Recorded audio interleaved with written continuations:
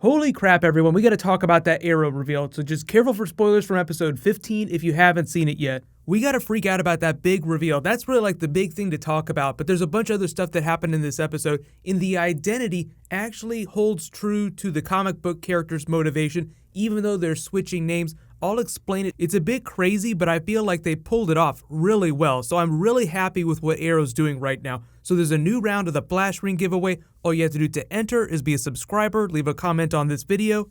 So we just gotta start this video by saying, okay, big reveal, Adrian Chase was revealed to be Prometheus. There's no trick, that's who he is. He's not secretly pretending to be Prometheus. That is his identity. And if you have an idea for where things are headed, they've been talking a lot about Hannibal Lecter, Silence of the Lambs, Buffalo Bill, trying to manipulate Oliver and Team Arrow in this really psychopathic way. So we'll find out more about why he's doing what he's doing and why he's so crazy, even though he's a family man. We saw he had a wife in a previous episode, so there's some weird stuff going on here that they'll reveal in the next couple of episodes. It's gonna be crazy. But top 10 WTF and comic book Easter eggs, so don't worry, I'll explain the big twist and the identity from the comics because there's all the vigilante stuff that's going on. That's the big twist. So number 10, Mr. Terrific's T-Spheres, one of the many comic book things that they're pushing into. So we were waiting for it, they finally activated it, they are now working. The way he explains them is comic book accurate. Both spheres do different things. It's only in the comics that he's able to use them to levitate. There's a bunch of things that they haven't worked up to. Like last season, he threw them at Roy, they only blew up. Now they actually do some of the comic book things. So we'll get to the point where they're eventually doing really crazy stuff. But we're getting closer to comic book Mr. Terrific.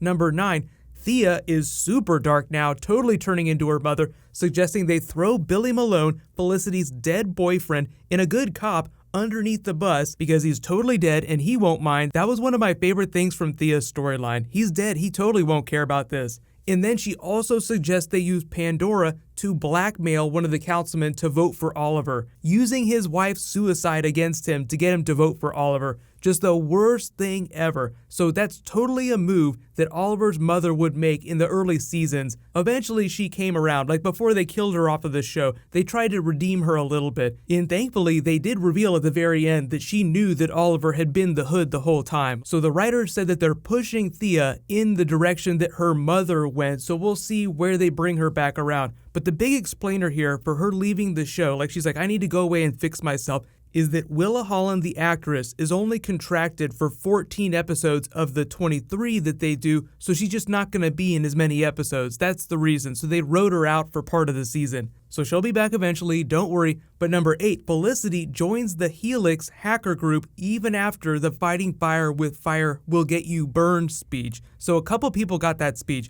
Oliver gave it to Thea. It seems like she listened to it. Felicity got it from Diggle. That was actually a great speech with Diggle, and it seems like she almost did not listen to it. Like the way she justifies it is that Oliver is alive because he had backup and they were fighting fire with fire, so it worked in that instance. But the whole hat tip here, I think, is that Felicity is going to work with this group, they'll do some good things, and she will totally get burned. Fighting fire with fire will eventually get you burned, so it'll be interesting to see what form that takes, because Diggle's like, this Pandora device is a weapon in the wrong hands. Felicity tried to argue that no, it's a good thing used in the right way, but what does this all sound like it's building towards? This Helix group that Felicity is working towards sounds an awful lot like a different version of Hive. Like they'll totally have some secret agenda that seems kind of evil, and it'll be some sort of Hail Hydra moment. So even if they're not an evil organization and it's not a Hydra type twist, something really bad is going to happen to Felicity.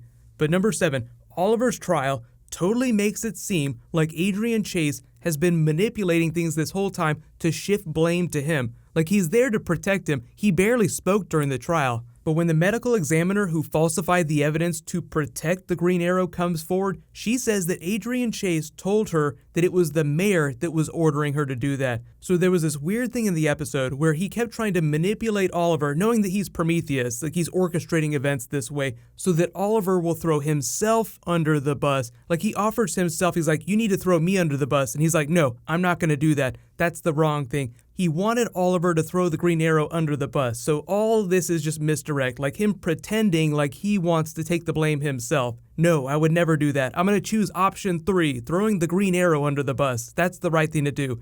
And the crazy thing about that is that it actually was the right choice, not throwing somebody who didn't deserve it under the bus. Now, you have to remember that Adrian Chase technically didn't do anything wrong, even though he's Prometheus. You have to assume that Oliver doesn't know this yet, but it's a really weird situation. So it's like Oliver's doing the right thing, the thing that he should do, even though it's the thing that Prometheus wants him to do. So it seems really bad, even though it's a good thing.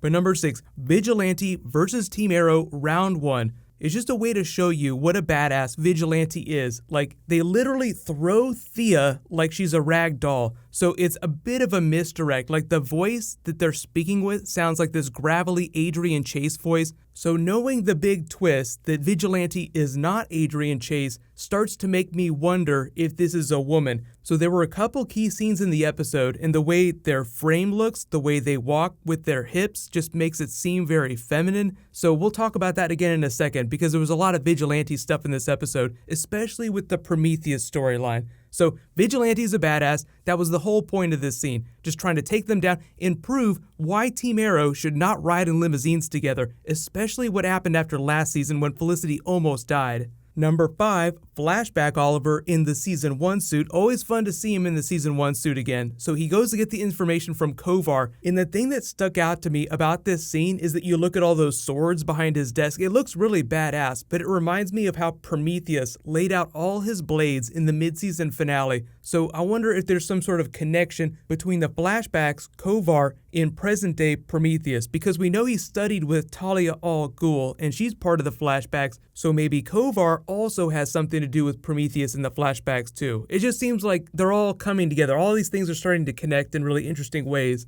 But number 4, Team Arrow versus Vigilante, round 2. We use the T-spheres to take them down. Still not any clear evidence as to what their identity is. They're going to great lengths to keep their face covered up so that they can reveal somebody later on like, oh my god, I never expected it to be this person. So one of the most important things I think about this scene is in proving who Vigilante is not, because a lot of people are like, what if it's Susan Williams? Because, you know, she's kind of small, she has an axe to grind against Oliver, but she was standing in front of Oliver this whole time they were fighting Vigilante, so it's definitely not her, so that'll come back around again. But number 3, Vigilante versus Prometheus, makes it seem like they're not working together, and Prometheus might try to use Vigilante to his advantage eventually, because Vigilante seems like they have a separate axe to grind with Oliver, because during the episode, Adrian Chase manipulated evidence so that they would go after Vigilante, because his whole thing is that Oliver belongs to him. He gets to kill him first, but Vigilante isn't having it. They want their own shot at Oliver, regardless of what Prometheus is doing. So it sounds like they don't know each other and they're not working together, which I think is really interesting. So just something else to file away in the evidence drawer.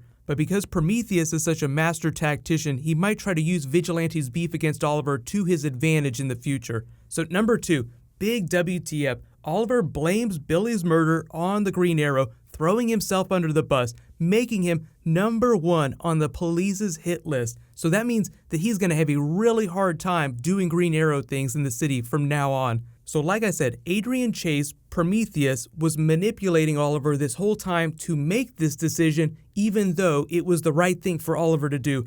Don't blame Billy, and don't throw Adrian Chase, the person who Oliver thinks is the district attorney, under the bus. But of course, the number 1 WTF Vigilante reveal is Adrian Chase. So now the whole thing is about why they're doing what they're doing, why he's being so crazy about this, cozying up to Oliver. What is all this manipulation about? Does he really want to make the city better? Because that seems to be all of the heroes and all of the villains thing this season, making the city better the way that they think that it should be made better. Just to explain the big comic book change that they made with Prometheus and Vigilante's character. So in the comics, Adrian Chase is a character who becomes the Vigilante. He's a district attorney, but he has this Punisher-type twist where his wife is murdered, so he takes the name Vigilante because he can't get the criminals in the justice system, so he takes them down after dark wearing a mask with guns. He goes super hardcore and becomes a big Batman villain over time. He goes way over the line, so Batman has to take him down, but he started out as a good person, so he's kind of like a Punisher-type character.